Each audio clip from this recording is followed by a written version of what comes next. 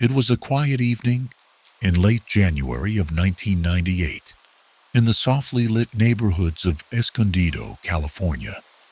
Night settled in gently, without announcement, wrapping the streets in a calm and steady hush. The sky stretched wide and dark above, with only a few faint stars visible through the cool winter air. Nothing hurried the evening along. It simply eased into place, one moment blending softly into the next.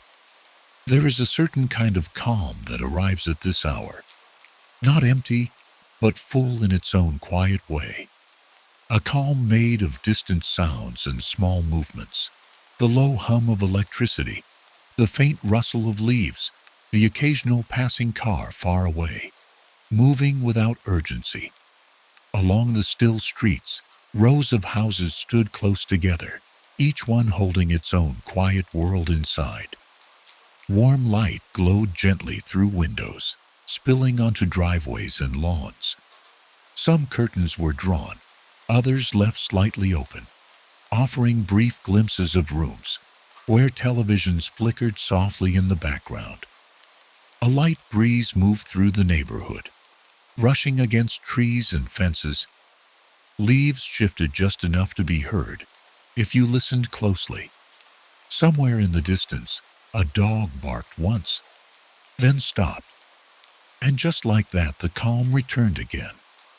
It was the kind of night where nothing felt out of place. Inside these homes, families were settling into their routines. Dishes were dried and stacked away. Conversations softened into quieter tones. Lights in bedrooms flickered off one by one as people prepared for rest. Time seemed to stretch. There was no urgency, no sense that anything unusual was about to happen. Just the steady rhythm of an ordinary evening, slowly giving way to sleep. In one particular home, the atmosphere felt no different. The Crow family house rested quietly among the others, its windows dimming as the night deepened. Inside, everything followed a familiar pattern, one that had repeated many times before, unchanged and comforting. Stephanie Crow was 12 years old. She lived here with her parents, her brother Michael, her siblings, her grandmother, and the family dog, Toby. It was a full house, but a peaceful one, the kind of place where routines created a sense of ease, where each person moved through the evening in their own way, yet still together. Stephanie was at a gentle age, old enough to begin thinking about the future, but still close to the simplicity of childhood. Her days were shaped by school, by familiar friendships, and by the small passing thoughts that come and go without much weight. She wasn't loud or attention-seeking. She moved through life quietly, thoughtfully, leaving soft impressions behind. That evening had been simple. She spent time with her brother, sitting together and watching television.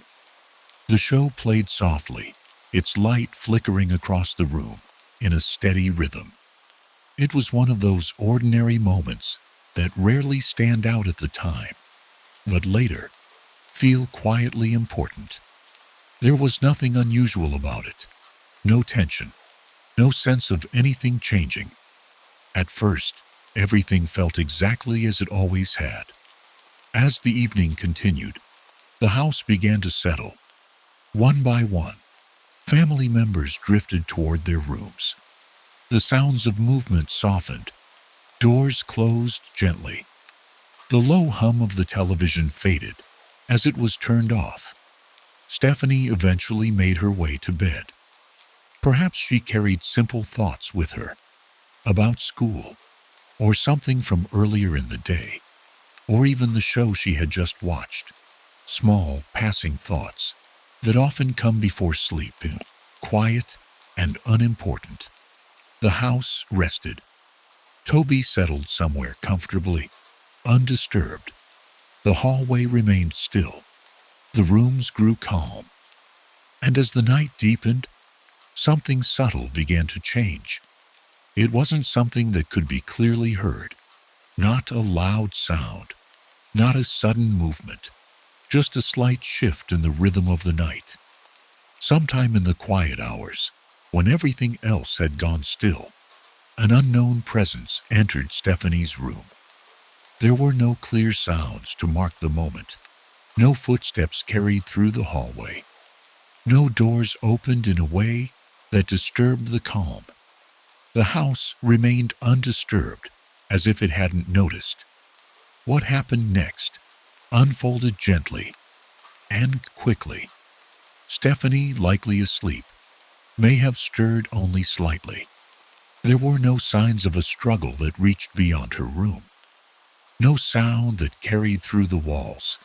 No movement that woke anyone else. The moment was brief, contained, quiet.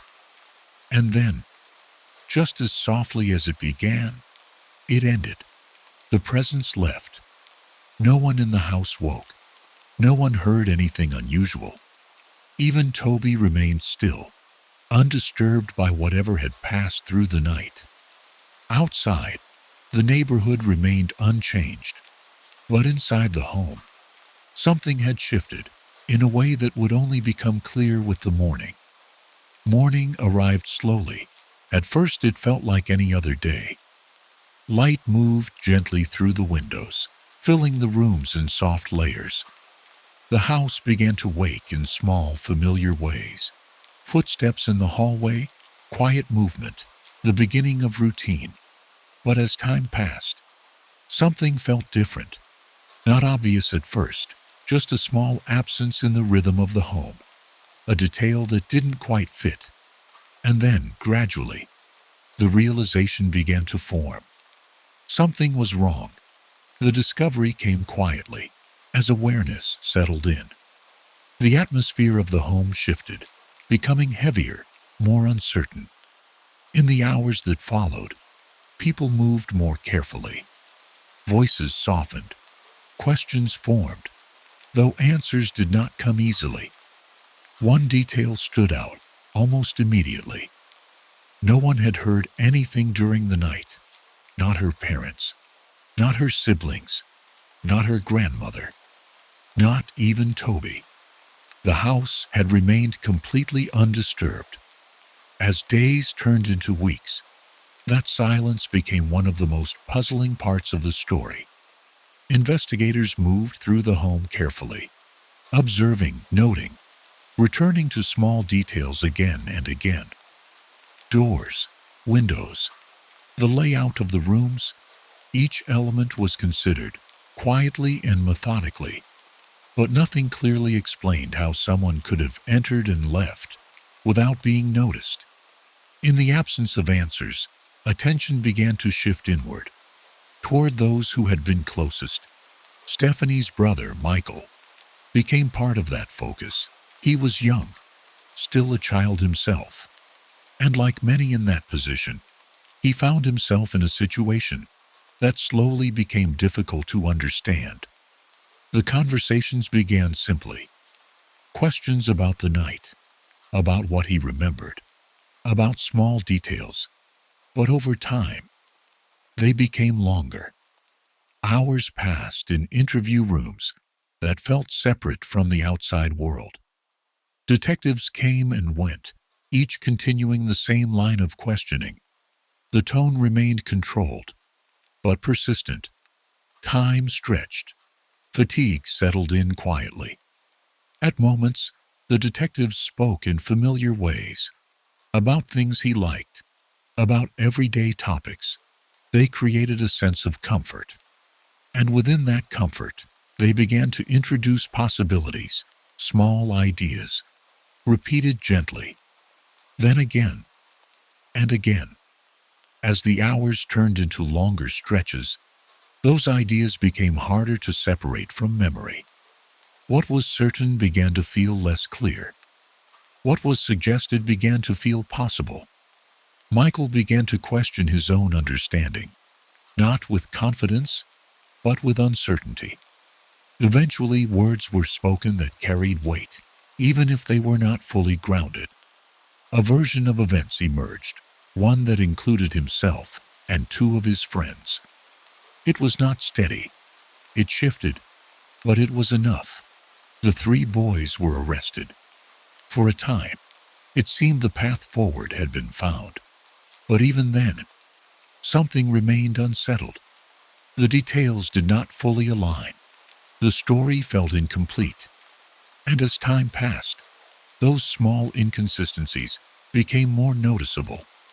Months went by. Then quietly, something changed.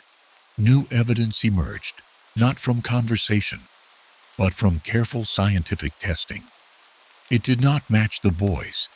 Instead, it pointed elsewhere. Attention shifted outward, into the neighborhood. There had been small reports, moments that once seemed unimportant. A man seen walking through the area, knocking on doors late in the evening, speaking in ways that felt out of place. Residents had noticed him, briefly, a presence that didn't quite belong. His name was Richard Tweet. He had been seen near the Crow home, around the time of that night. His movements were irregular, his behavior sometimes difficult to understand. People remembered him not because of anything specific, but because something about him lingered in their minds. For a time, this new direction brought a quiet sense of possibility. A single piece of evidence appeared to connect him to Stephanie. It was enough to move the case forward again, and eventually, it led to a conviction. For a moment, the long and uncertain path of the case seemed to settle. But as before, that calm did not last. The evidence was revisited, examined more closely. A different possibility emerged, that the connection may not have come directly from that night, but from something indirect, something transferred, rather than present. The idea was quiet, but important. A new trial was held, and this time, the outcome shifted. Richard Tweet was acquitted, and just like that, the case returned to uncertainty. No clear answer, no complete explanation. Years passed. The world moved forward, gently and steadily. The neighborhood remained much the same. Quiet streets, familiar homes, evenings that settled into calm. Life continued around the absence. The boys who had once been accused were formally recognized as innocent. It was a quiet correction, an important one. But it did not answer the central question: who had moved through that space, unnoticed, and left without a trace? Even now, the answer remains out of reach. Time has softened the edges of the story, but it hasn't filled in the spaces. And so, it rests there, not in certainty, but in quiet reflection. Stephanie Crow was 12 years old. Her life was made of small, ordinary moments. An evening watching television, a quiet walk to bed, thoughts that came and went, unnoticed, moments that felt like any other. And perhaps, in the end, that is how that night began. Just another evening, just another quiet moment. There is something gentle in remembering that. Not the questions, but the calm that came before them. And as night settles once more, as the world grows still again, the story begins to fade into that same quiet atmosphere where it began. Not with answers, but with rest, and somewhere else, on another quiet night, in another home, a different story begins, softly, almost unnoticed. But that is for another time. For now, let the calm remain and rest